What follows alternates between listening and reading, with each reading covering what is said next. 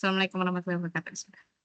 Innal hamdalillah nahmaduhu wa nasta'inuhu wa nastaghfiruh wa na'udzu billahi min syururi anfusina wa min sayyiati a'malina. Man yahdihillahu fala mudilla lahu wa man yudlil fala hadiyalah. Wa asyhadu an la ilaha illallah wahdahu la syarikalah wa asyhadu anna Muhammadan abduhu wa rasuluh. Puji syukur atas kehadirat Allah Subhanahu wa taala. Shalawat dan salam kami haturkan kepada junjungan kita Nabi besar Muhammad sallallahu alaihi wasallam beserta keluarga, sahabat dan para pengikutnya hingga akhir zaman. Salam kenal semuanya, saya Datu Nadewa yang saat ini diamanahi sebagai moderator di acara webinar Parenting Generasi Juara dengan tema kolaborasi sekolah dan orang tua dalam membentuk anak yang tangguh. Yang akan dilaksanakan pada hari ini, di hari Senin 17 Maret 2025 pukul 9.30 hingga selesai.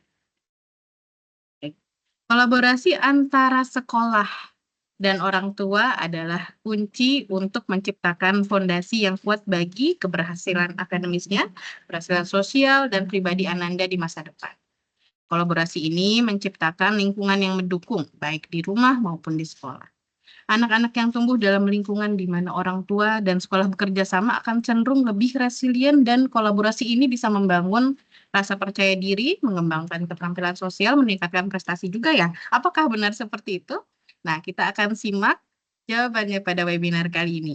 Sebelum masuk ke pembahasan materi, izinkan saya memperkenalkan narasumber kita yang luar biasa. Masya Allah. Narasumber kita kali ini adalah Ustadz Irfan Firmansyah atau yang akrab dipanggil dengan Abah Ifang. Beliau merupakan seorang trainer parenting yang membersamai orang tua agar bahagia dan membahagiakan, Masya Allah, untuk bertumbuh dan terus belajar, mendampingi Ananda dengan penuh rasa syukur, mendampingi orang tua juga di masa senja, menjadi orang tua yang sadar, kenal, dan punya kendali. Selain itu, beliau juga membersamai anak-anak dalam belajar agar orang tua lebih mudah untuk mendidik Anandanya. Beliau memiliki pengalaman sebagai Associate Trainer of Academy Trainer, Certified Associate Mentor, PTA, PPA ya, Parenting Trainer, Associate Trainer of Kampung Hening, teacher juga, Masya Allah. Beliau pernah mendapatkan award di penulis buku Adaptive Learner, Best Performance of TBNC 20 tahun 2020 atau iya ya. Dan beliau pernah berkuliah pasca sarjana di UIN Sunan Gunung Jati, Bandung. Oke, seperti itulah, Masya Allah. Oke, tidak berlama-lama lagi kita panggilkan Abah Ifang. Masya Allah, Abah Ifang sudah hadir? Sudah, assalamualaikum. Masya Allah. Assalamualaikum, Abah. Waalaikumsalam. Baik, kepada Abah Ifang, langsung kami persilakan waktu dan jaringannya. Alhamdulillahirrabbilalamin. Asyhadu an la ilaha illallah wahdahu la syarikalah. Wa asyhadu anna Muhammadan abduhu wa rasuluh. Bersyukur pada Allah Subhanahu wa taala di kesempatan pagi menjelang siang hari ini di tanggal 24 Ramadan sekarang ya? Atau bukan? Belum? Belum ya. Sekarang baru tanggal 17 Sekarang ya. 17, iya. Saya pikir sudah 24 Ramadan teh. Ternyata masih 17 Ramadan.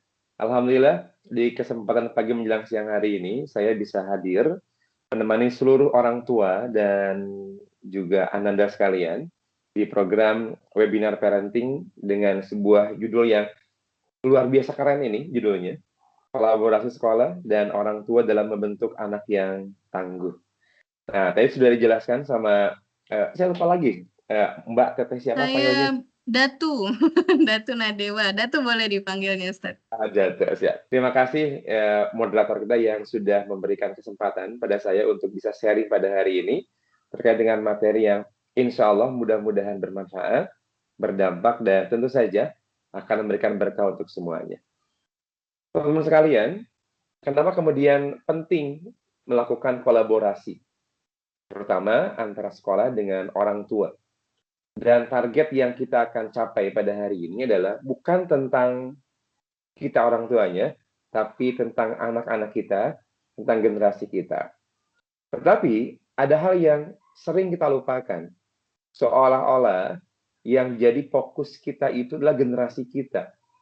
Yang fokus kita adalah Ananda kita, putra-putri kita. Padahal sebetulnya ada hal yang butuh kita evaluasi. Karena siapapun generasi kita tidak akan ujug-ujug terbentuk langsung.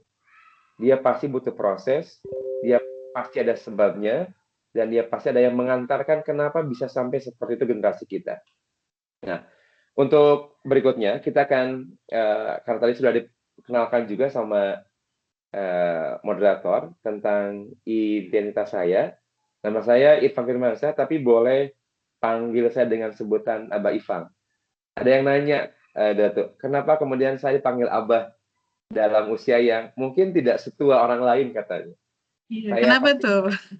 kenapa tuh? Nah, saya udah sepakat sebetulnya sama istri saya di rumah waktu itu, karena istri saya pengen dipanggil Umah, gitu, UMAH, kita nyari kata yang sepadan dengan Umah, gitu. Kan kalau ujungnya H, pengennya juga H juga, gitu. Akhirnya sepakat dah, udah Abah aja. Yang kedua, Abah ini panggilan yang insya Allah abadi, gitu. Ketika saya menikah panggil Abah, punya anak juga Abah, nanti punya cucu juga Abah, punya teruslah Abah insya Allah abadi ya. Nggak akan rubah nama saya insya Allah. Nggak akan rubah jadi kakek, jadi siapa namanya? Cicit nggak akan berubah insya Allah. Jadi itu kenapa kemudian saya dipanggil Abah. Dan teman-teman sekalian, selain daripada saya juga itu identitas saya. Jadi teman-teman yang mau menghubungi saya, ini nomor telepon saya bisa uh, bisa dicek ya, nomornya 081320744836. Nah, kemudian teman-teman sekalian, saya juga hari ini belajar sama guru-guru saya di Sintas Awareness Center dengan Dr. Zen Permana, dengan Teh Fitri, dan lain-lain.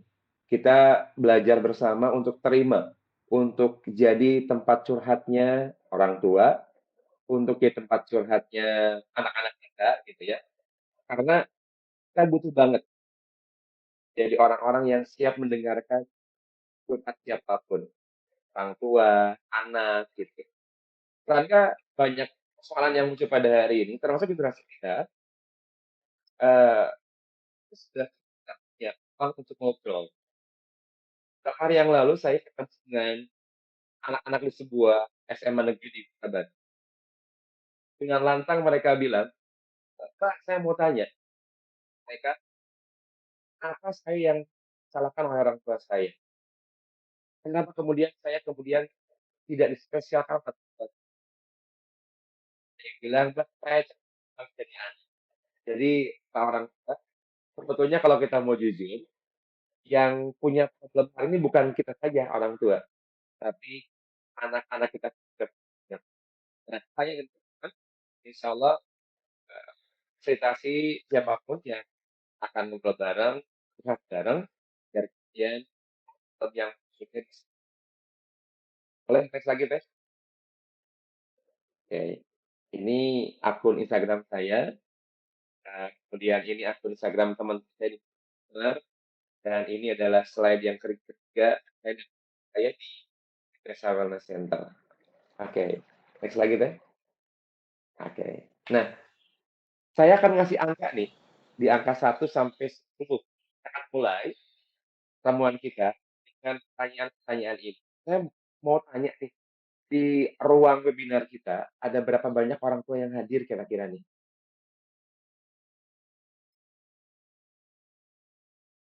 Boleh dikasih informasi, kira-kira berapa yang hadirnya?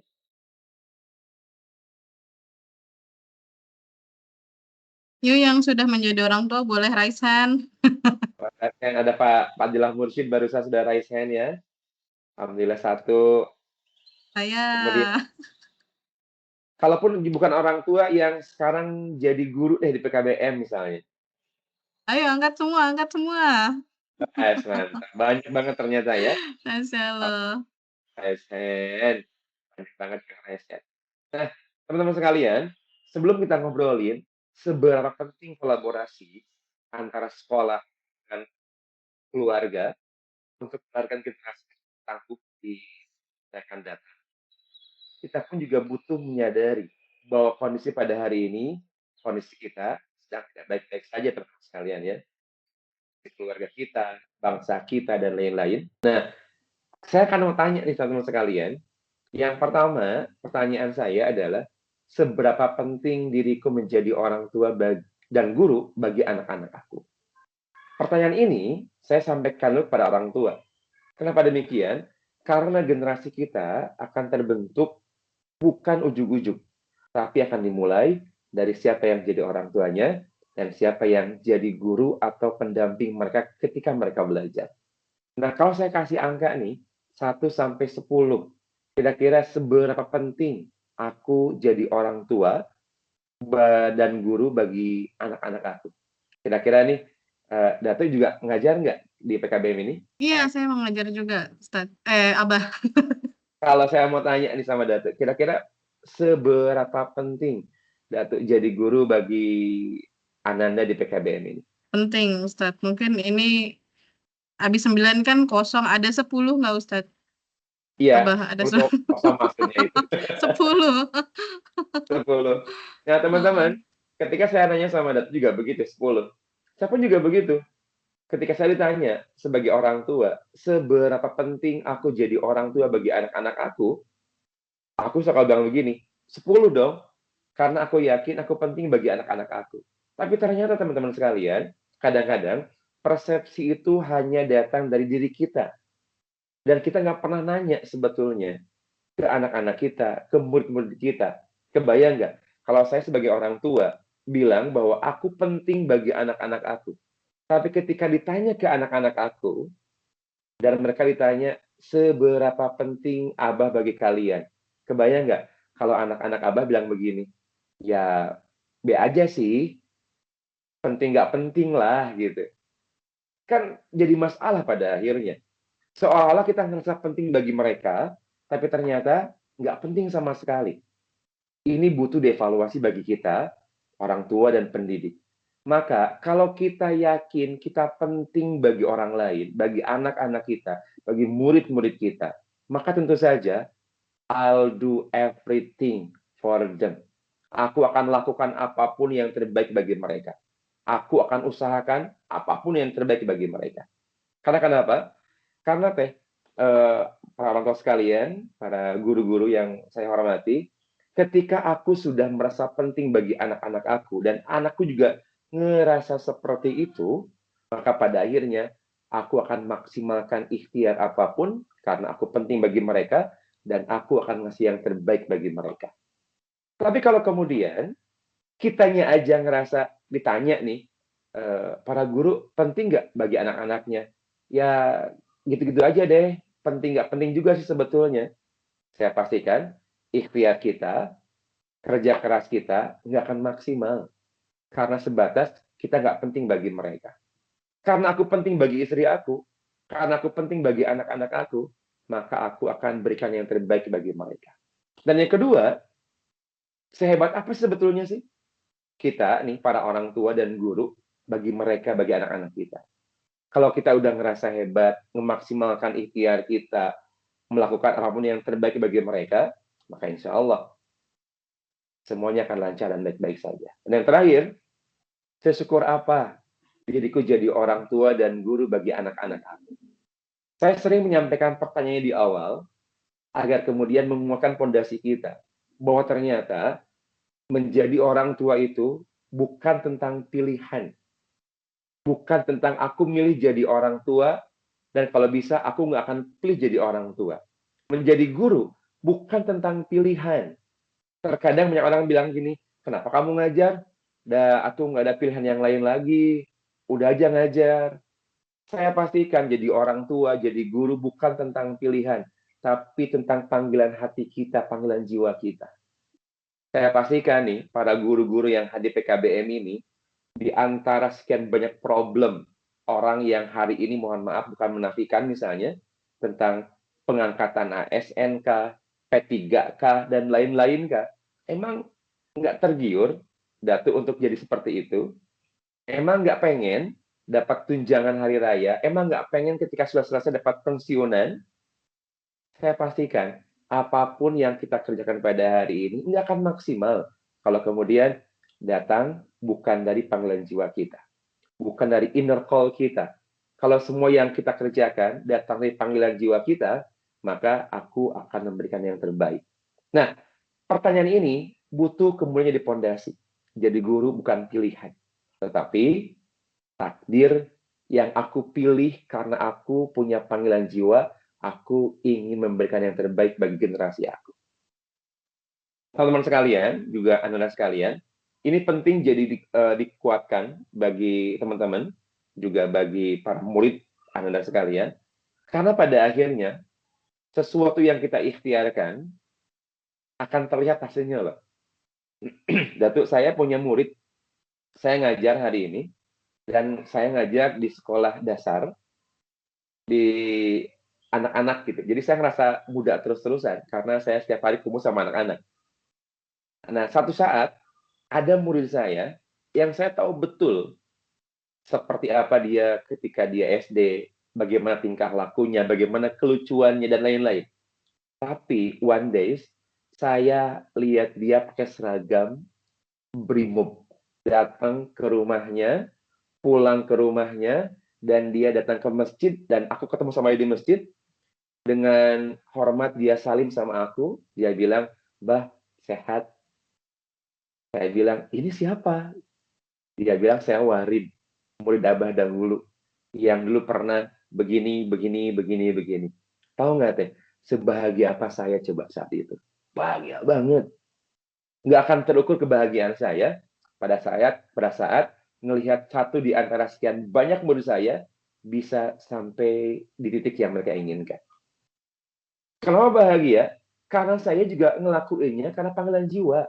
Bukan tentang aku memilih jadi guru dan aku nggak pilih dari yang lain. Nah, teman-teman sekalian, ini fondasi yang butuh kita kuatkan. Kalau pekerjaan ini, kalau jadi orang tua, kalau jadi guru, jadi pendidik ini jadi panggilan jiwa kita, maka nggak perlu khawatir. Generasi kita akan tangguh, setangguh diri kita menentukan pilihan ini untuk hidup kita. Kira-kira Datu dan teman-teman sekalian, sepakat nggak dengan apa yang saya sampaikan tadi? Sepakat, Bah. Sepakat Masya Allah. banget. Jadi kalau kita nyaman, apa yang perlu kita khawatirkan? Saya pernah ngobrol sama guru-guru PAUD di sebuah kecamatan. Saya tanya ke mereka, "Ibu-ibu, saya mau tanya boleh nggak? Berapa sih gaji ibu setiap bulan?" Tahu nggak apa yang mereka jawab? Rentan gajinya itu, per bulan itu, dari mulai Rp150.000 sampai paling maksimal di angka Rp300.000.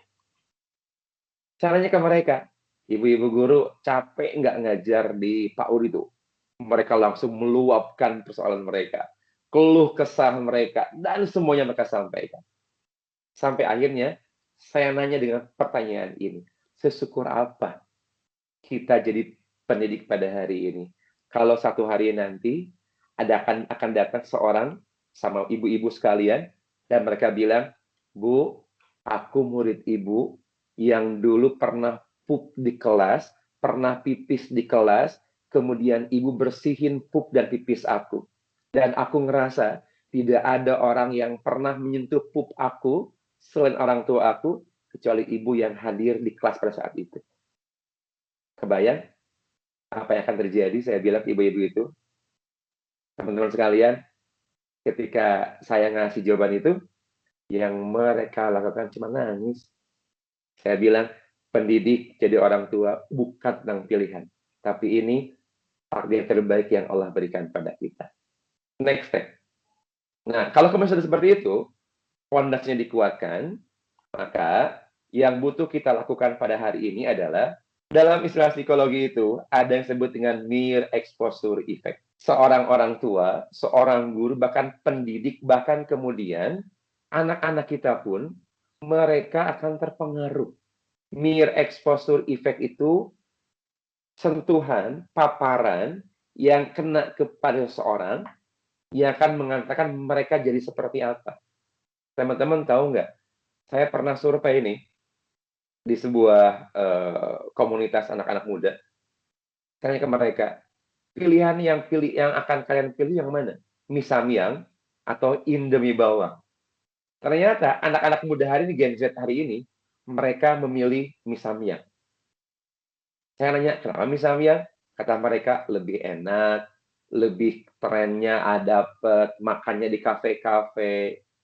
Tapi ketika saya nanya ke ibu-ibu, "Bu, milih mana?" mie samyang apa Indomie bawang? Dengan tegas mereka jawab, Indomie bawang atau Abah. Kenapa ini bawang?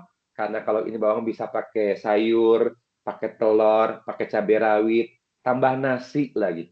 Saya bilang, karena kita, para orang tua hari ini, terpapar dengan kondisi orang tua dahulu, ya mereka bilang, kalau pengen kenyang, tambah nasi yang banyak. Nggak penting berapa banyak lauknya itu. Tapi anak-anak muda hari ini, nggak penting nasi. Yang penting tren. Yang penting kekinian.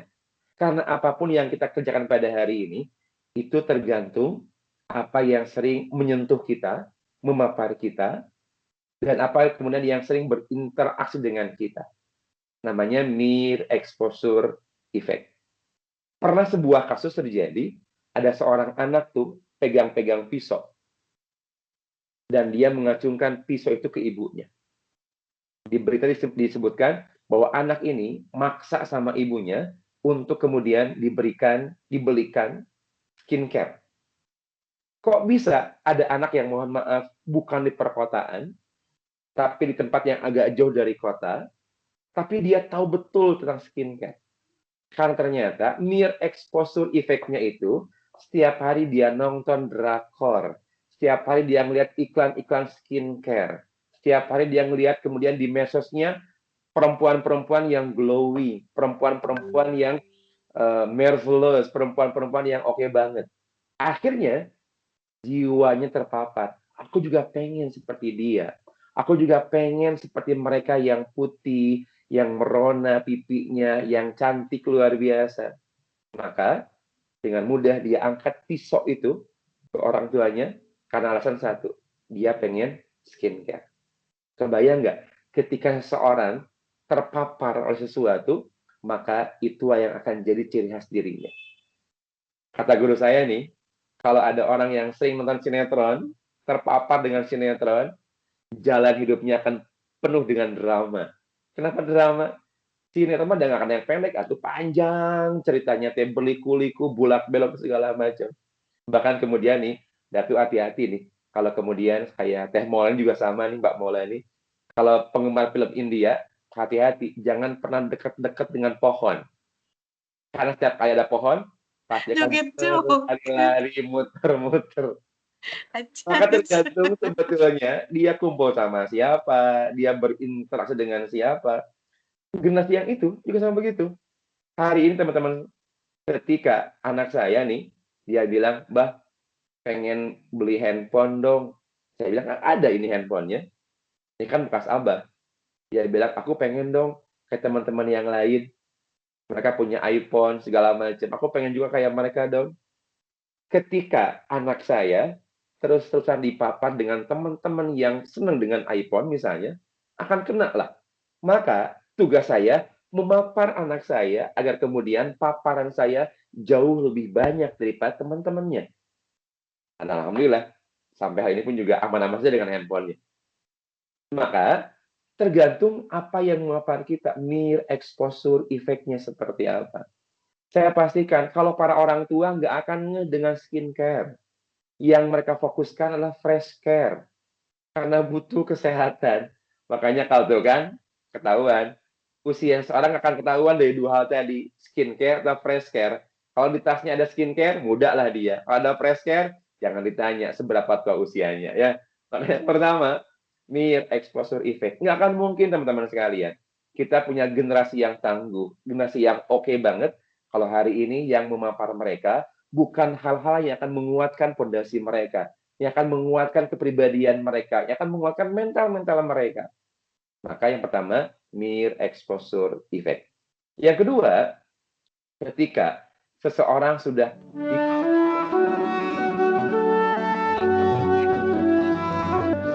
akan jadi personality mereka.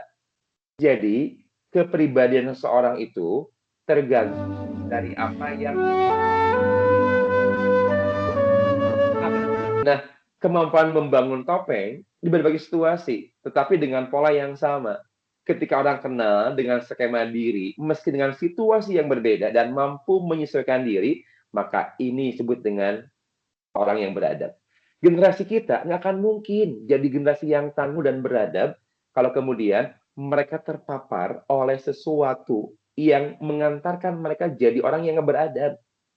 Maka pertanyaannya adalah, sesering apa nih kita orang tua, sesering apa kita guru memapar mereka, yang pada akhirnya akan membentuk personality mereka, kepribadian mereka, itu kita yang mengantarkannya. Karena kita yang akan paling sering berinteraksi dengan mereka, orang tua di rumah dan guru di sekolah-sekolahnya. Maka kemampuan membangun topeng inilah butuh kita kuatkan. Kalau kita lihat nih, ada anak yang mudah marah-marah. Teman-teman, kemarin saya ketemu nih di sebuah lift, ada anak yang lagi main handphone, kemudian ada ibu di sampingnya. Kata ibunya, ayo masuk ke lift. Tapi dengan, mohon maaf, dengan sigap, si anak bilang, nanti dulu atuh. Sambil melotot ke ibunya, sambil marah ke ibunya. Saya yang lihat kejadian itu, tidak langsung menyimpulkan, anak ini berbahaya, anak ini tidak beradab. Tapi yang saya sampaikan ke hati saya, paparan apa yang selama ini dia terima? Siapa saja yang berinteraksi dengan dirinya? Ucapan apa saja yang sering dia dengar? Tontonan apa saja yang sering dia lihat? Sampai pada akhirnya, ketika si orang tua ini ngajak buat masuk lift, tapi ternyata si anaknya langsung marah-marah ke orang tuanya. Dan ternyata si orang tuanya biasa-biasa saja. Dia nggak kecewa, dia nggak ngapa-ngapain, flat aja datang. Saya bilang, selama ini si anak ini apa yang didapatkan? Nggak mungkin anak ini bisa sampai seperti ini kalau kemudian tidak ada paparan yang mengantarkan dirinya bisa seperti ini.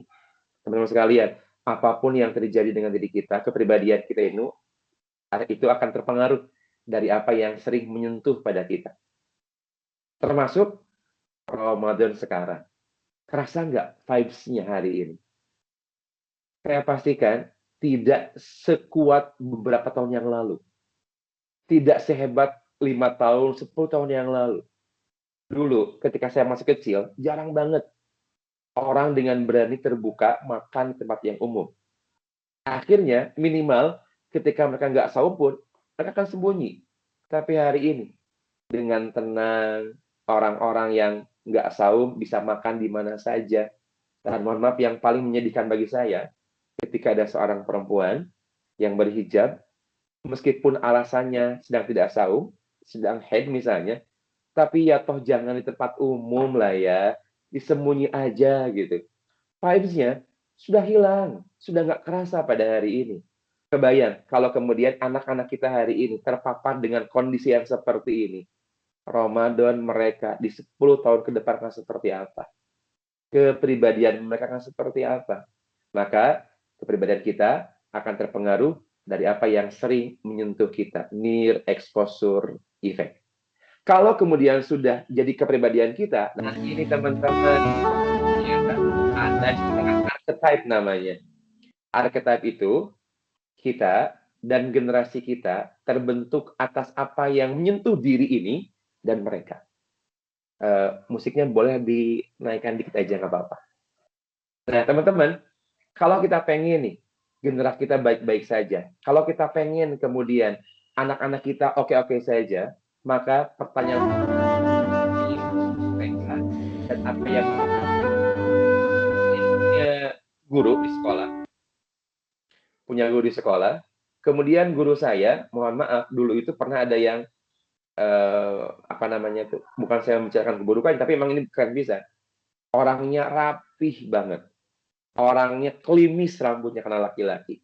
Pokoknya detail dengan urusan-urusan yang kata saya mah ada hal sepele, tapi buat dia mah butuh detail. Nah, kemudian dia penampilannya oke pisan, oke banget. Ternyata urusan ngisi rambutnya saja kelihatan sama murid di kelasnya.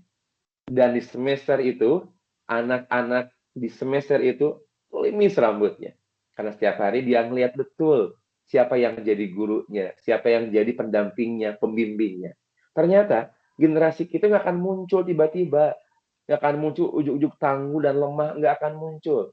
Tapi akan tergambar dari siapa yang akan menyentuh mereka.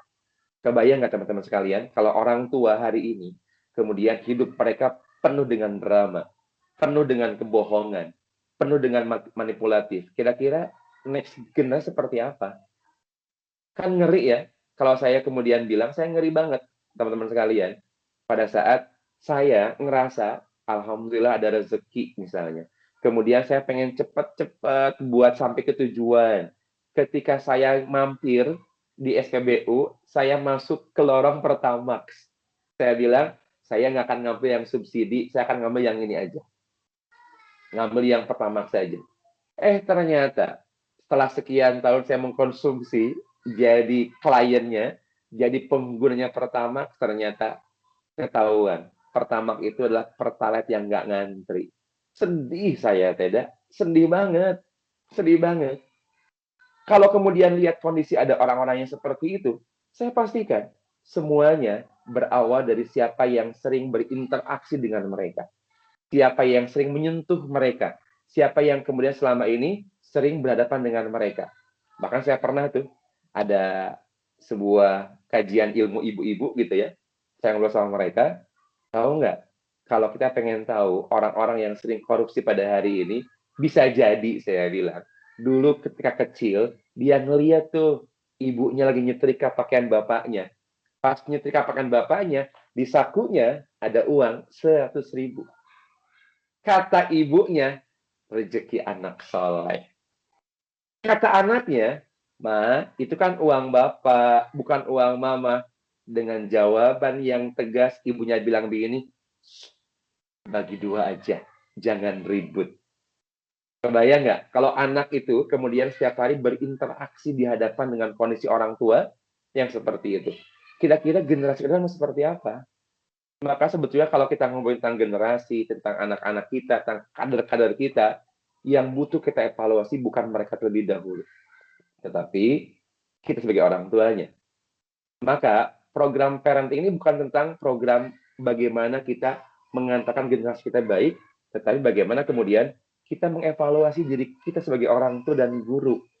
Kalau di rumah ada orang tua, ada ayah, ibu yang jadi orang tua mereka, dan ketika di sekolah, ada guru yang akan jadi pengganti ayah, ibu mereka di rumah. Teman-teman sekalian, saya belajar banget dari anak-anak saya, dari murid-murid saya, dari komunitas yang saya kunjungi. Ternyata anak itu akan jadi seperti apa tergantung apa yang menyentuh mereka. Teman-teman, satu saat nih, saya pernah datang ke sebuah sebuah sekolah. Saya ngobrol sama anak-anak kelas 3 SMP waktu itu.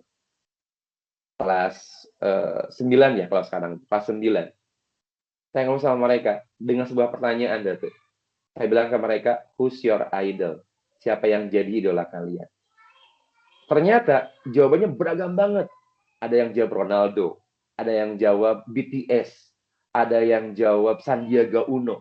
Saya pastikan idola mereka ini karena mereka sering terpapar dengan hal yang itu.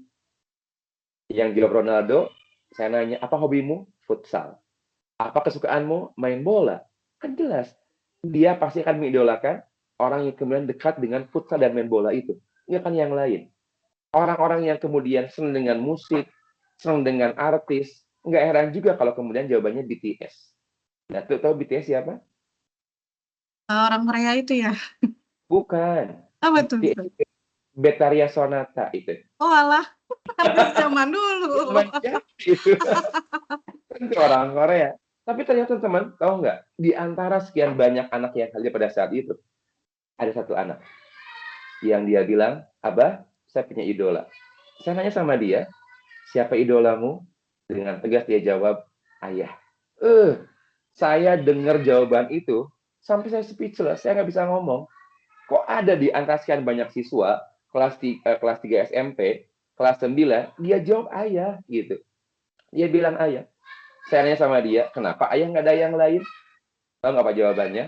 Kata dia, karena ayah sudah terlampau banyak menyimpan kenangan baik di perasaan dan pikiran aku. Saya sebagai seorang ayah yang punya anak perempuan, ngebayangin kira-kira nih, kalau anak saya ditanya sama yang lain siapa yang jadi idolanya, akankah dia akan jawab abah atau bukan, gitu maksud saya. Sampai saya nanya sama anak itu, nah, bapakmu sekarang di mana kerjanya? Jawabannya tahu nggak? Dia bilang, mohon maaf, Bah, ayahku sudah tidak ada. Aduh, ketika saya dengar jawaban anak itu, semakin speechless saya teh. Kok bisa saya bilang, ayah sudah nggak ada, tapi kemudian dia tetap mengidolakan ayahnya. Paling penasaran saya nanya sama dia, kapan ayahmu meninggal dunia? Dia jawab, ketika aku kelas 2 SD. Kelas 2 SD, ayahnya wafat, kelas 3 SMP, kelas 9, dia tetap mengidolakan ayahnya. Sampai di titik saya nanya lagi, kira-kira kalau kamu sudah dewasa, kamu akan cari laki-laki seperti apa? Dia bilang, aku akan cari laki-laki yang taat, yang soleh, yang berwibawa, seperti halnya aku melihat bapak aku. Baik. Teman-teman sekalian, saya mendengar jawaban itu, langsung saya diem, nggak bisa ngomong apa-apa lagi. Saya pastikan anak ini seperti ini karena dipapar terus-terusan sama bapaknya. Padahal kebayang, usia yang dia ditemani sama bapaknya nggak lebih. Sekedar dari mulai usia 0 tahun sampai kelas 2 SD saja. Nggak lama. Tapi ternyata ketika kelas 9, dia tetap menjadikan ayahnya idola. Termasuk kita nih para guru. Kalau kemudian kita sebagai guru meyakinkan menjadi guru bukan pilihan, tapi takdir terbaik yang Allah berikan sama aku. Panggilan jiwa aku. Maka satu saat nanti kita akan ketemu sama murid yang bilang, tidak ada guru yang paling ngangenin kecuali Datuk, kecuali Mbak Maulani, kecuali Abah Ifang, kecuali Pak Mursyid, bukan yang lain. Kalau kemudian seperti itu, maka nggak perlu khawatir. Generasi kita mau zamannya mau seperti apapun, mau eranya digital kah, mau eranya robot kah, mau eranya AI kah, mau apapun eranya, ketika kita yang hadir dengan mereka pada hari ini sudah ngasih paparan terbaik, maka apa yang bisa kita khawatirkan? Aman insya Allah. Maka sebetulnya generasi tangguh itu bukan tentang kita mengevaluasi generasi kita, tetapi kita evaluasi tentang diri kita. Sebetulnya selama ini sudah seperti apa paparan yang kita berikan pada generasi kita, pada anak-anak kita, pada murid-murid kita. Teman-teman sekalian, ini ternyata nggak kerasa ya, sudah 40 menit saya ngomong hari ini. Ini masih dilanjut, Datuk, atau gimana? Masih boleh, silakan. Masih Apa? lanjut, oke. Siap. Next, Datuk. Boleh next-nya? Nah, ketika sudah jadi archetype, jadi generasi kita, akhirnya teman-teman sekalian, akan hati nurani. Jadi kita akan jadi seperti apa, hati kecil kita akan tahu ini yang baik, ini yang buruk, ini boleh, ini nggak boleh, kalau orang kemudian sudah bersih hati nuraninya. Dan itu dipengaruhi oleh apapun dan siapapun yang memampang dirinya. Next lagi boleh? Nah, maka saya akan sampaikan nih, prinsip-prinsip agar kemudian kita jadi orang tua dan jadi guru yang juara dan mampu mengantarkan generasi kita menjadi generasi yang tangguh. Nah, maka prinsip inilah yang butuh kita hadirkan. Yang pertama nih, being. Harus proses menjadi dan perlu menunjukkan proses menjadi. Artinya, kita ini nggak bisa berhenti jadi guru. Kita nggak bisa berhenti jadi orang tua. Kita nggak bisa berhenti belajar. Maka Anda-Anda yang hadir pada hari ini, bukan tentang, ini mah geningan pembahasannya buat orang tua sama guru. Bukan. Tapi silakan Anda-Anda yang hadir pada hari ini ngambil insight-nya. Ngambil sepenting apa ternyata kalau kita pengen jadi orang yang baik, nggak boleh berhenti belajar. Apalagi jadi orang tua. Ketika jadi orang tua, berhenti belajar, maka dia sudah memaklumkan dirinya, aku sudah capek jadi orang tua. Aku pengen berhenti jadi orang tua. Karena jadi orang tua itu prosesnya being. Terus-menerus ada ikhtiar yang dilakukan. Nggak pernah berhenti. Saya pastikan guru-guru di PKB ini juga sama begitu. Terus belajar. Pernah ada orang yang bilang ke saya, "Bah, jadi guru mah monoton ya. Tiap tahun harus ngajar, ketemu buku yang sama, ngajar pelajaran yang sama." Apalagi sekarang kan lagi musimnya apa tuh namanya sertifikasi misalnya. sertifikasinya guru mapel A misalnya. Setiap tahun dia harus ngajar di mapel yang A. Saya pastikan ketika ada orang yang mengomentari seperti itu, maka dia belum menikmati seperti apa jadi guru itu sebetulnya. Karena jadi guru itu prosesnya terus-menerus, nggak berhenti. Jadi guru itu menunjukkan proses yang dia nggak bisa berhenti jadi berproses. Tahun sekarang, Datuk ketemu sama murid yang A. Tahun depan, beda lagi muridnya, beda karakternya, beda orang tuanya, beda kebiasaannya. Maka ketika ketemu yang berbeda, aku kembali belajar lagi. Oh, ternyata dengan murid seperti ini, aku harus seperti ini. Jadi orang tua, sama belajar juga. Dari mulai dia punya anak, kemudian anaknya tumbuh besar, menikah, dia belajar, punya menantu, punya besan. Ketika anaknya sudah melahirkan, dia belajar jadi kakek dan nenek lagi. Terus belajar. Kapan berhenti belajarnya? Hatta zurtumul maqabir. Pada saat Allah wafatkan dirinya. Artinya, kalau orang ingin menjadi orang yang mantap, orang-orang yang juara, orang-orang yang hebat, maka tidak boleh berhenti belajar. Harus terus belajar. Dan yang kedua, kalau kita pengen nih, generasi kita tangguh, maka yang kedua harus present. Kita harus hadir bagi mereka. Karena di awal sudah saya kuatkan, jadi guru ini bukan tentang aku memilih, tetapi pilihan terbaik dari Allah yang aku harus menerimanya. Maka yang kedua, presence. Aku hadir bagi anak-anak aku terima keadaan mereka, aku siap membimbing mereka, aku siap membersamai mereka, karena kan aku akan hadir bagi mereka. Aku nggak akan ninggalin mereka. Ketika jadi orang tua juga begitu. Aku hadir bagi anak-anak aku, apapun kondisinya, apapun keadaannya, aku siap menerima mereka apa adanya. Teman-teman, kalau konsep penerimaan sudah hilang di sebuah keluarga, kalau konsep penerimaan sudah hilang di sebuah institusi, sebuah sekolah, maka tidak akan muncul generasi yang tangguh. Saya punya 3 anak, yang pertama sekarang kuliah, yang kedua kelas 2 SMA, yang ketiga kelas 3 SMP. Ketika musim COVID, ketika anak-anak Abah belajar daring, saya bawa tuh anak-anak ke Tasikmalaya, liburan sama di rumah kakek neneknya. Kemudian saat itu kakeknya lagi nyembelih ayam. Anak saya yang kedua bilang begini, "Kek, pengen nyembelih ayam dong." Kata kakeknya, "Sok, nyobain." Saya video, Datuk, bagaimana anak yang kedua saya waktu itu kelas 1 SMP nyembelih ayam. Saya video. Ketika saya video, saya kirimkan ke gurunya.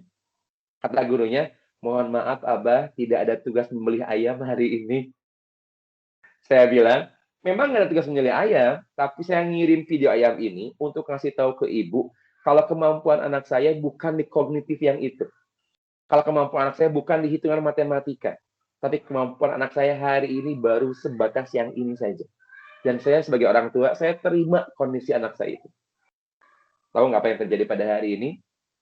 Kemarin, pada saat Idul Adha, sedang kurban, dia sudah kelas 1 berarti, 1 SMA kemarin itu. Dan dia alhamdulillah sudah berani untuk nyembelih sapi. Saya realkan, saya masukkan ke IG, komentarnya, "Serius, Bah, ini anak Abah?" "Serius," saya bilang. Nyembelih sendiri begitu berani ya, Bah? Boleh ngecek di IG saya. Masya Allah, nanti cek. Masya Allah. Silakan. Kenapa demikian? Karena saya melakukan itu dengan proses penerimaan. Saya terima anak saya. Karena pada hari ini banyak orang tua yang kemudian ingin nganterin anaknya tangguh dalam hal numerik saja, dalam hal bacaannya saja. Padahal every child is special. Setiap anak kita punya sisi spesialnya masing-masing. Mungkin anak kita di A kemampuannya, di B kemampuannya, di C kemampuannya. Maka kewajiban kita adalah kita hadir dan menerima anak-anak kita. Ketika kita menerima, maka insya Allah mereka akan tangguh seperti apa yang mereka inginkan, versi terbaik mereka, bukan versi terbaik kita. Karena anak kita bukan harus mengikuti apa yang kita lakukan, tetapi mereka harus memberikan versi terbaik yang bisa mereka berikan.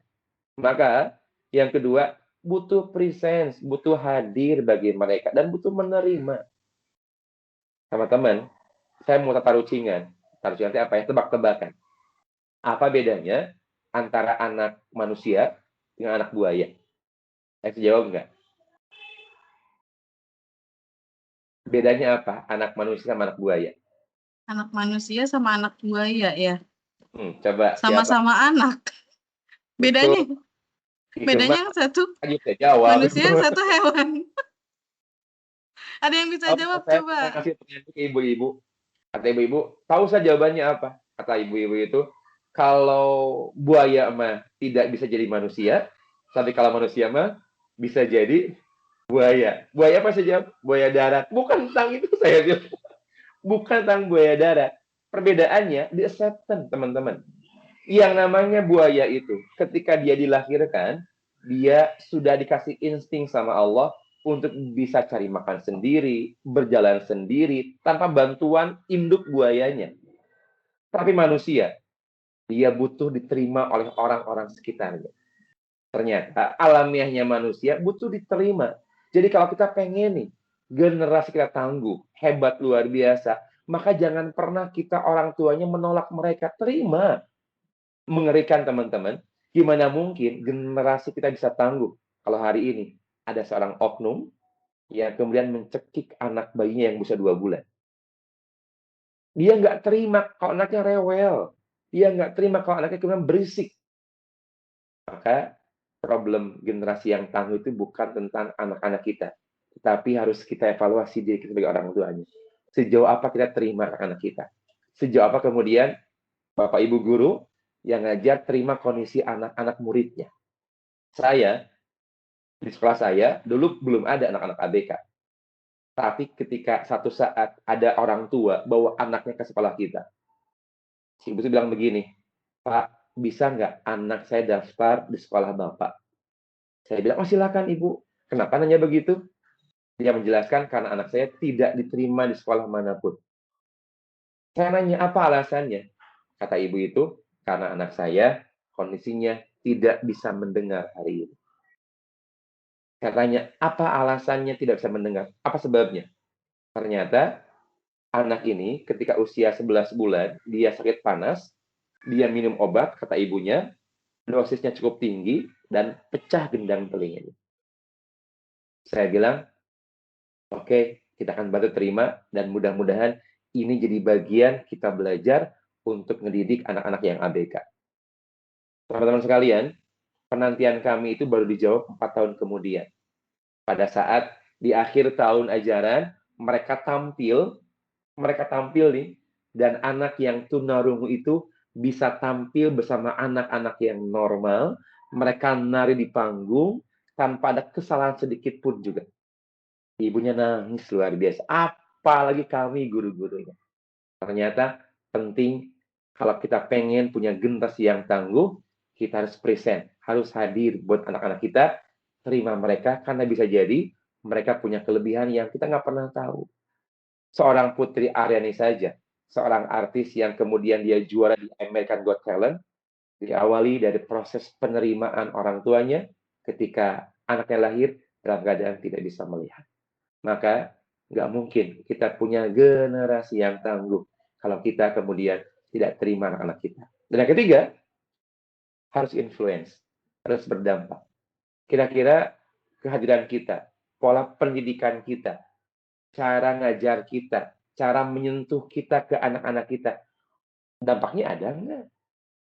Kalau nggak ada dampak, ya akan mungkin lah generasi kita bisa tangguh, bisa oke, bisa fight dengan problem mereka yang saya yakin semakin ke depan, masalahnya bukan semakin mudah, tapi semakin krodit, semakin kompleks. Maka prinsip-prinsip inilah yang butuh kita kuatkan. Maka mudah-mudahan di webinar hari ini yang sudah 50 menit, saya mohon maaf karena durasi juga di rundown cuma 42 menit ya. Saya sudah lebih nih 50 menit, meskipun ada beberapa slide yang belum saya sampaikan, tapi mudah-mudahan nanti di lain waktu bisa kita sambung lagi. Terima kasih Datu atas kesempatan belajar pada hari ini. Hatur nuhun pisan sudah ngasih kesempatan buat saya silaturahim, dan alhamdulillah karena apa ya, karena kita satu frekuensi ini, pilihan takdir terbaik bukan memilih. Jadi saya sama Datu sama yang lain seolah-olah yang sudah lama kenal itu ya. Padahal Iya, baru ketemu seperti hari ini ya. Masya Allah. Sama dia juga sok. Karena kita satu frekuensi. Betul, Ternyata jadi betul. tua, jadi guru bukan tentang aku memilih jadi guru, tapi ini panggilan jiwa dan mudah-mudahan jadi jariah kesolehan pada saat kita kembali pulang pada Allah Subhanahu wa taala. Amin ya rabbal alamin. Amin, amin ya rabbal alamin. Satu lagi. Hatur nuhun. Wassalamualaikum warahmatullahi wabarakatuh. Waalaikumsalam warahmatullahi wabarakatuh. Kita masuk ke sesi pertanyaan dulu ya, Abah ya. Siap, Baik, mangga. Ayah, Bunda, teman-teman, sahabat semua yang sudah hadir, yang sudah menyiapkan pertanyaan, boleh angkat tangannya di fitur Raise Hand, ataupun langsung saja menulis pertanyaannya di kolom komentar. Ini ya, saya mungkin mau nanya, Boleh, silakan.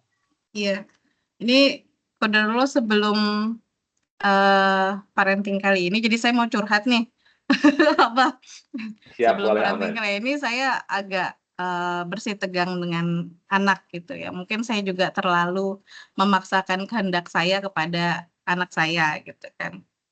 Nah, itu bagaimana ya saya ngomong hati ke hatinya itu kadang tuh anak masih suka untuk menolak saya gitu loh, Bah. Nah, gimana cara enaknya sebagai orang tua dengan anak itu bisa, apa ya, dari hati ke hati gitu ngomongnya. Apalagi kan, ini qadarullah kan saya sama mantan suami sudah pisah. Nah, itu juga anak lagi selek dengan mantan suami saya juga gitu, dengan bapaknya. Nah, itu tuh saya bilang juga ke bapaknya, "Coba deh kamu ngomong dari hati ke hati," ini baru-baru semalam gitu ya, ngomong dari hati ke hati sama anak gitu.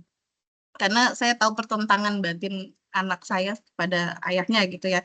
Nah itu gimana ya cara enaknya biar mereka juga bisa ngobrol bareng gitu, jadi ada sosok ayahnya yang hadir di dirinya, sosok saya juga hadir di anak saya itu, Bah, boleh Bah? Usia berapa usianya? 15. 15. Berarti Mhm, kalau 15 sudah Gen Z ya? remaja, iya Gen Z. Gen Z. Betul. Nah, teman-teman, seseorang itu, kalau kemudian proses kesadaran, kalau kita ngomongin tentang kesadaran, itu berbeda-beda.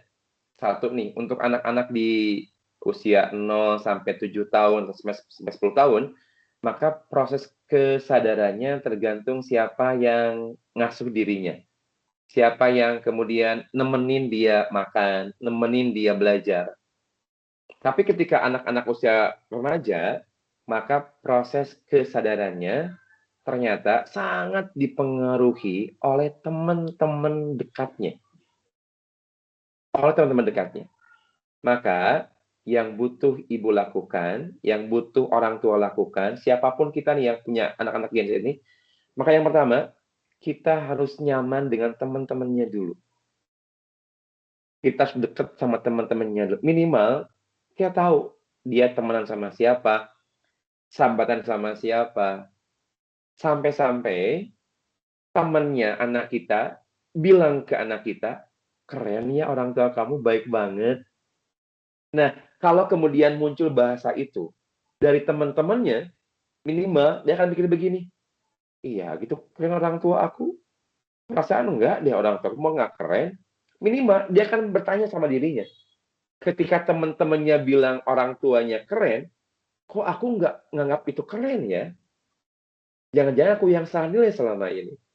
Maka ini yang paling banyak butuh kita lakukan, karena banyak orang tua yang punya anak-anak remaja Gen Z itu seolah-olah fokusnya langsung ke anak kita. Padahal secara usia psikologi perkembangan, anak kita yang usia remaja itu sangat terpengaruh oleh gaya temannya, oleh gaya makan temannya, oleh pergaulan teman-temannya. Maka saya nih kalau lihat teman-teman anak saya, kayak friend aja, teman-teman. Bro, apa kabar? Gitu. Saya punya anak yang kelas 2 SMA itu kedua alias sekarang di pesantren. Jadi ketika saya nengok ke mana ke pesantren, saya nggak langsung anak saya dulu. Saya nyapa teman-temannya dulu. Bro, apa kabar? Abah, apa kabar? Jadi yang salam itu anak teman-temannya dulu. Salam dulu teman-temannya. Saya nanya, udah makan belum? Belum, Bah. Jajan tuh. Enggak ada uang. Nih, Ya jangan sok, jajan gitu. Sampai pada akhirnya teman-temannya bilang ke anak saya itu, kerennya si Abah ya bager pisan. Padahal itu teh cara aku buat anakku yakin kalau aku tuh baik-baik saja gitu. Itu yang pertama yang butuh kita lakukan kalau kemudian kita punya anak-anak yang remaja. Dan yang kedua, kalau problemnya kemudian misalnya nih anak kita nggak punya banyak teman misalnya, dan kita pun juga susah untuk menjangkau teman-teman anak-anak kita misalnya. Maka yang butuh kita lakukan mindful praying. Mindful praying itu adalah berdoa dengan penuh kesadaran tentang apa yang kita pintakan pada Allah Subhanahu wa taala, tentang apa yang kita butuhkan dari Allah Subhanahu wa taala untuk anak kita.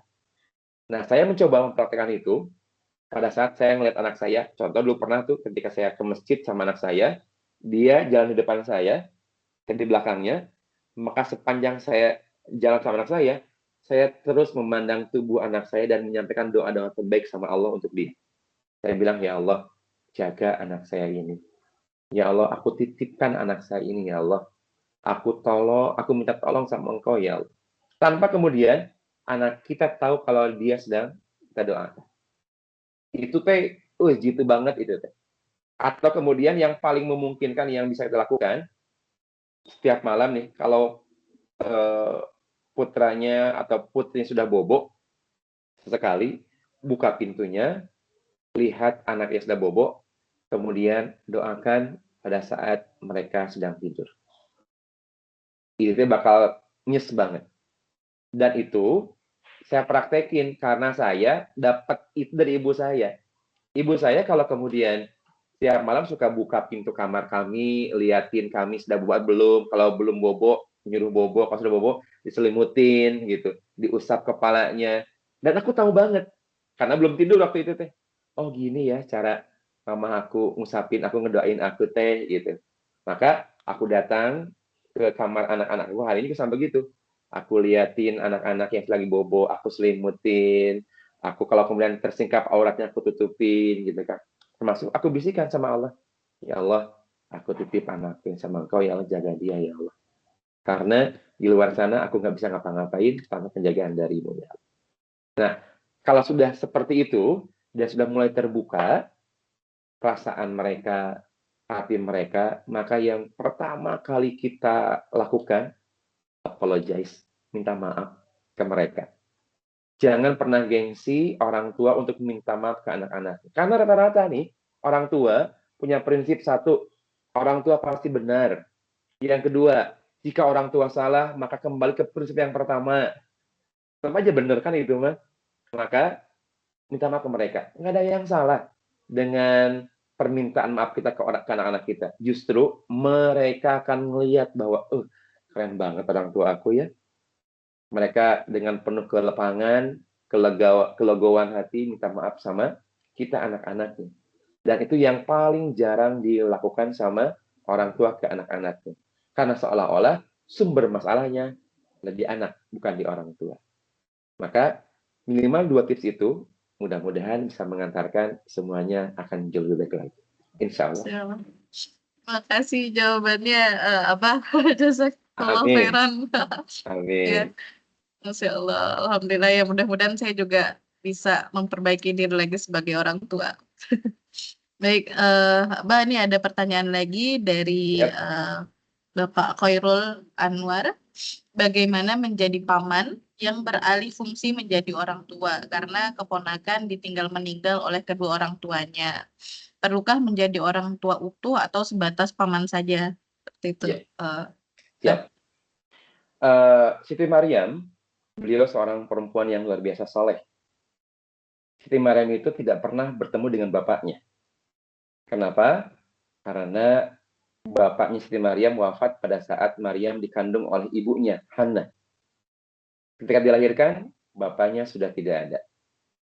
Karena ibunya sudah berjanji akan menitipkan Maryam ke masjid, maka butuh pendamping.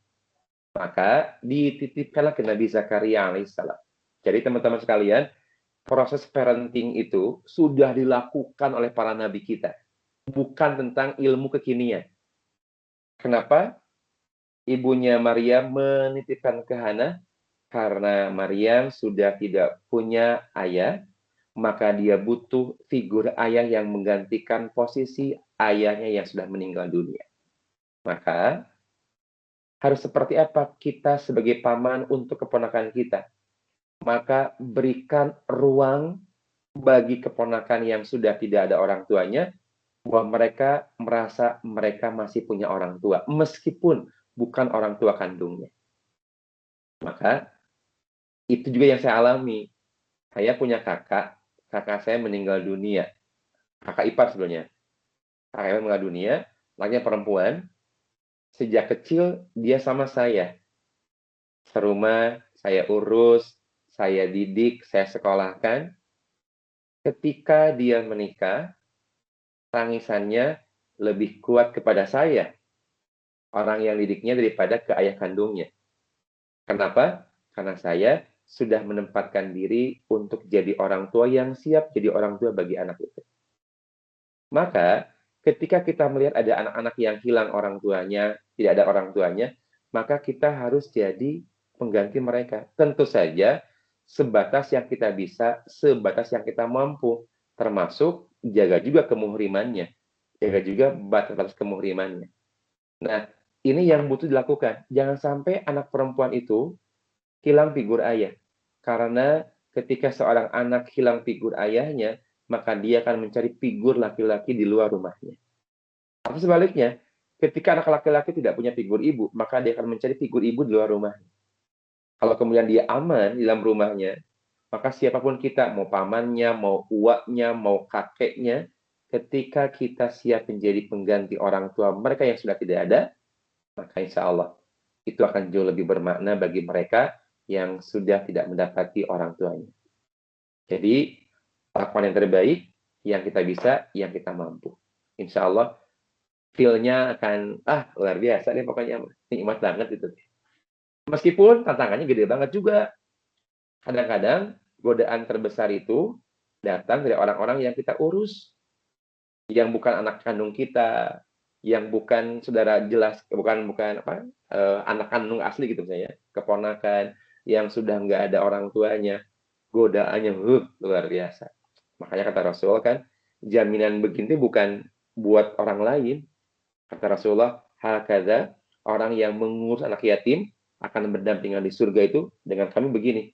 Bukan anak yatim yang kemudian orang jauh, tapi anak-anak yatim yang juga bisa jadi punya kerabat dengan kita. Keponakan, sepupu gitu. Nikmat banget insya Allah. Maka mudah-mudahan Bapak yang tadi mengurus keponakannya, Allah mudahkan, Allah ridho. Amin, amin. Allahumma amin. Masya Allah.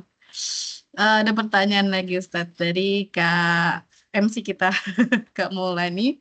Izin Ya, bertanya, Bah, sebagai anak, bagaimana sikap yang harus dilakukan kepada orang tua yang tanda kutip kolot dan tidak ingin belajar atau selalu merasa benar? Jadi ini dari versi anaknya nih, Bah. ya, betul. Sama juga ya dengan pertanyaan anak-anak SMA di Kota Bandung pada saat sebelum Ramadan saya ketemu sama mereka. Mereka bilang, saya capek. Saya capek ngadepin orang tua. Ya ternyata yang capek itu bukan orang tua aja. Anak pun juga capek ngadepin orang tuanya. Yang tadi yang kolot, yang egois, yang segala macam ada gitu. Nah maka fungsi kita sebagai anak yang tanda petik dikasih ilmu lebih daripada orang tua kita, maka tugas kita adalah memberikan yang terbaik bagi orang tua kita. Dan hebatnya Allah mengatur relasi antara anak dan orang tua itu dengan kalimat wa kullahuma qaulan karima.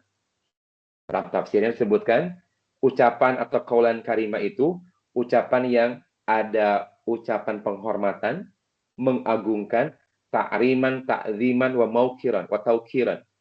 Ucapan yang memuliakan, penghormatan dan tidak meremehkan. Jadi kalau kemudian kita lihat orang tua kita dalam kondisi yang, mohon maaf misalnya, persepsi kita kolot, tidak paham, susah mengerti, dan lain-lain, tetap kita sebagai anak punya kewajiban pada mereka untuk menyampaikan ucapan apapun itu dengan ucapan penghormatan, memuliakan, dan tidak menghinakan. Dan justru pahala kita sebagai anak didapat dari arah sana. Dan yang kedua, orang tua kita ini adalah orang tua yang terbaik yang Allah kasih sama kita. Sering Ada yang muncul kalimat begini, "Aku mah nggak pengen dilahirkan dari rahim si ibu itu." Emang siapa yang mau gitu kan? Udah semuanya juga Allah yang ngaturnya, kita nggak pernah bisa memilih. Dan kalau aku milih, aku pengen lahir dari rahim seorang perempuan bangsawan, cantik, kaya raya, berlimpah ruah harta bendanya. Tapi kata Allah, enggak. Ibumu yang ini yang terbaik yang aku kasih sama dia. Makanya, bagi para anak yang ngerasa ngeliat orang tuanya, ih gimana sih si mama teh nih kieu teuing, nih kolot banget, nggak ngerti aku, nggak paham sama aku. Jangan-jangan aku yang nggak paham seperti apa orang tua aku. Karena ketika komunikasinya jalan, lancar, enak, aman, saya ngerasa bukan muda lagi. Usia saya hari ini baru 23 tahun, Datuk. 23 tahun lebih. Lebihnya nggak tahu berapa Lebihnya lebihnya. banyak. Banyak lebihnya lebih. Anak saya gadget semuanya hari ini. Kuliah, kelas 2 SMA, 3 SMP, gadget semuanya. Bahkan kemudian ketika saya nih pengen beli sesuatu, kata anak, "Bah beli online aja." Tuh bisa, abah mah nggak bisa beli ini online. Kata anak, saya sini, mana handphonenya? Saya bilang, si abah mah kampungan, nggak ngerti. Saya sebagai orang tua sadar betul, karena saya nggak mampu, bantuin dong nak. Mama nggak, papa nggak bisa, abah nggak bisa, bantuin dong. Nah, maka ada obrolan yang kamu butuh dibangun. Nah, kesetaraan obrolan itu, maka butuh dilakukan. Kalau kita ngerasa kita punya orang tua nih, yang kolot, misalnya tanda petik kolot ya, maka coba dibangun komunikasi yang baik sama mereka. Sambil makan, gitu ya. Dan jangan pandai sepele nih. Makan itu momentum keren ketika kita kumpul, karena sudah tercukupkan perut kita, aman, pikiran fresh, nggak ada masalah, maka selepas makan, obrolkan apa cita-cita Teh Maulina itu. Maulina Maulani ya, Maulani. Maulani. Kayak lagunya Opik ya, Maulaya, Maulaya. Itu mah Maulani. Maulani, Maulaya. Maulani. Nah, Masya Allah, pada berarti saat beres makan, kemudian obrolkan. Mah, aku tidak punya cita-cita, aku tidak pengen ngebangun ini. Nggak apa-apa, obrolkan saja. Karena justru support system terbaik itu bukan orang lain, tapi orang tua kita.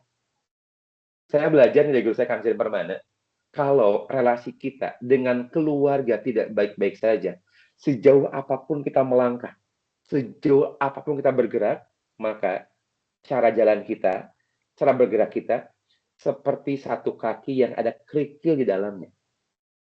Nggak akan lancar, nggak akan enakan gitu. Sok cobain gerak. Kalau kita pakai sepatu, di dalam sepatu ada batu kecil saja. Udah nggak enakan tuh, pengen dibuka dulu, pengen lepasin dulu. Nah, kalau kita ngerasa sukses, ngerasa bisa, tapi relasi dengan keluarga nggak baik-baik saja, maka tetap nggak akan nyaman. Maka sebetulnya relasi yang butuh kita kuatkan bukan orang lain, tapi keluarga terdekat kita. Yang terakhir nih, ada orang yang kemudian nanya sama Rasul melalui Aisyah radhiyallahu an. Ditanya begini, bagaimana kalau kemudian kita mendapati orang tua yang kalau bahasa selama tidak satu circle sama kita, tidak oke sama kita, nggak keren dengan kita. Kata Rasul, minimal engkau harus sadar bahwa engkau tidak akan lahir dalam semesta ini tanpa ada orang tuamu yang sudah berjuang melahirkanmu. Dan minimal dengan itu kita punya rasa hormat ke mereka, memunculkan mengagungkan, tidak menghinakan ke mereka. Begitu. Masya Teman-teman, Allah. sepertinya sudah cukup ya kajian kita di webinar kita di hari ini. Ya. Mudah-mudahan bermanfaat, mudah-mudahan berdampak. Dan saya bahagia pada hari ketemu dengan sahabat-sahabat baru. Dan mohon maaf jika dalam penyampaian ada yang kurang. Kalau kata orang meda aku mah apa tuh udah segini juga sudah uyuhan gitu ya. Lagi belajar, mudah-mudahan bermanfaat. Insya Allah dalam lain kesempatan kita akan bertemu lagi. Dan mudah-mudahan Allah ridho dengan apa yang kita ikhtiarkan pada hari ini. Menjadi orang tua yang baik, menjadi guru yang hebat, dan akan melahirkan generasi yang tangguh dan juara, insya Allah. Insya Terima Allah. kasih. Subhanakallahumma wa bihamdika asyhadu an la ilaha illa anta astaghfiruka wa atubu ilaik. Wassalamualaikum warahmatullahi wabarakatuh. Waalaikumsalam warahmatullahi wabarakatuh. Abah, ini kan masih ada 2 pertanyaan lagi. Nanti mungkin ditanya di chat ya, Abah, ya. Nanti insya Allah jawabannya saya kirimkan ke bunda-bunda yang bertanya. Ini ada 2 lagi pertanyaan. Oke, baik, Masya Allah. Eh, Oke, dari beberapa hal yang telah disampaikan oleh Abah Ipang pada kita, saya menyimpulkan bahwa jadi orang tua maupun guru adalah sebuah takdir terbaik yang Allah berikan kepada kita ya sebagai orang tua maupun guru. Maka hadir dan terimalah diri Ananda dengan segala kondisinya sehingga mereka dapat mengembangkan dirinya sesuai dengan versi terbaik dari mereka sendiri, bukan versi terbaik orang tua. Teruslah perbaiki diri, dekatkan diri kita dengan Allah. Selain itu, terus berikan pondasi keimanan yang kuat bagi Ananda, teruslah sentuh mereka dengan paparan terbaik dari kita, penanaman pondasi keimanan, kedekatan batin, doakan terus kebaikan untuk mereka sehingga Allah akan melindungi ya, menjaga segenap proses tumbuh kembangnya mereka. Nah, semoga ayah, bunda, abah, semuanya yang hadir di sini diberikan kemudahan dan keberkahan oleh Allah Azza wa Jalla. Saya mengucapkan terima kasih banyak kepada abah dan semuanya. Barakallahu fikum, wa jazakumullah khairan katsiron. Karena sudah berkenan hadir dan memberikan ilmu yang luar biasa ya, Abah, ya. Semoga bermanfaat bagi Abah dan keluarga juga. Baik, saya selaku moderator mohon maaf bila ada kesalahan baik dari perbuatan maupun ucapan, mohon dibukakan pintu maaf sebesar-besarnya. Saya mohon izin pamit juga dan menyerahkan estafet acara ini kembali kepada Kak Lani sebagai MC. Sekian dari saya, wabillahi taufiq wal hidayah. Wassalamualaikum warahmatullahi wabarakatuh.